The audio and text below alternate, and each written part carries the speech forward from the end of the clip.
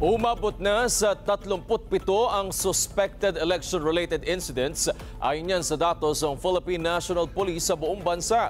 Naka-heightened alert na rin ang buong puwersa ng PNP sa harap ng pagsisimula bukas ng kampanya para sa mga lokal na kandidato. Kunin natin ang detalye live kay Mar Gabriel. Mar, ano mangyayari bukas? Inaasahan ng PNP na mas magiging mainit ang sitwasyon simula bukas kasabay ng pagsisimula ng kampanya ng mga lokal na kandidato. Kaya minabuti ng PNP na magtaas na ng alerto para mas makaresponde sila sa anumang insidente na posibleng mangyari.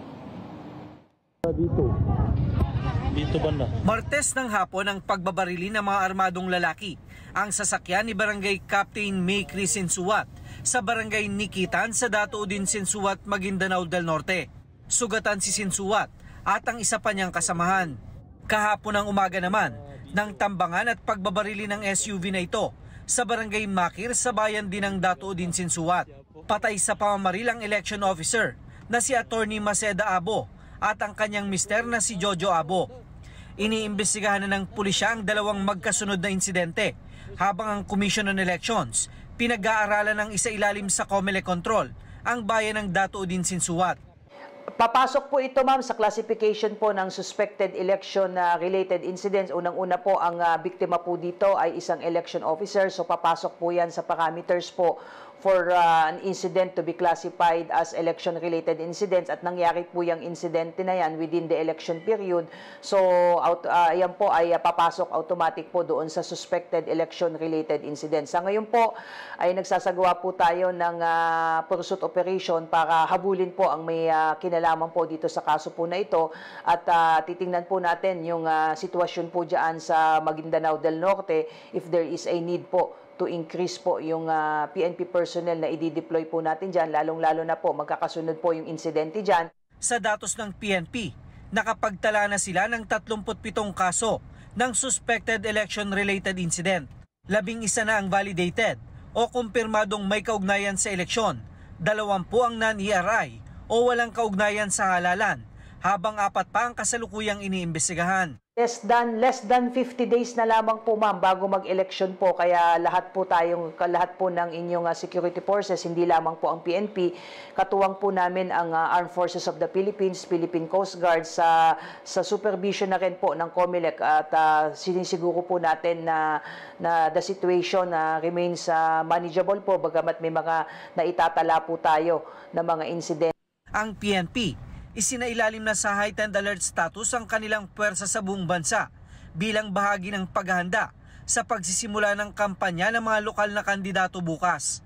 Nais daw masiguro ng PNP na may sapat silang puwersa para tumugon sa anumang insidente. History will tell us na mas mainit po ang labanan sa politika kapag ang involved na po ay yung mga local officials po natin dahil ang magkakalaban po dyan ay magkakakilala, magkakamag-anak, magkakaibigan, magkakapitbahay. Kaya mas lalo po nating i-intensify at i-strengthen po natin yung security cover. Una na ring nagbabala ang liderato ng PNP sa mga kandidato at iba pang grupo na magtatangkang guluhin ang eleksyon sa pamamagitan ng dahas at pananakot. Handa raw silang gamitin ang buong puwersa ng batas laban sa sino mang magtatangka na manipulahin at guluhin ang halalan.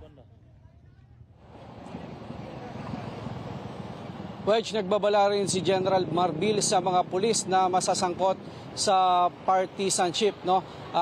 Zero tolerance daw ang PNP ngayon sa pagsali o pakikisangkot sa politika. Sino mang pulis na masusumpong ang lalabag dyan ay maharap sa kasong kriminal at kasong administratibo. Okay, Mar, bukas ang simula ng local campaign election. Bukas ay kaarawan din ng dating Pangulong Rodrigo Duterte at maraming nakakasang mga rally sa iba't ibang mga lugar. Sabay-sabayan bukas.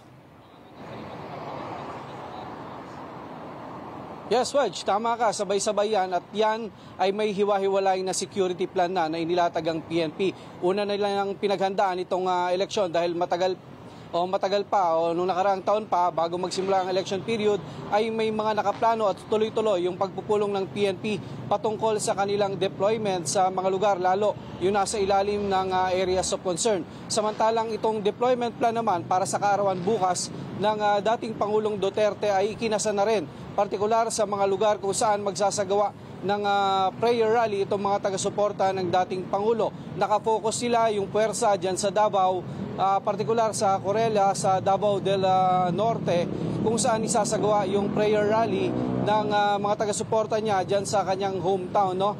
At yan ay ikinasa na ng Police Regional Office 11 sa pakikipag-ugnayan nila sa LGU nitong Davao. Wedge. Alright, maraming salamat si Mar Gabriel, nagbabalita live.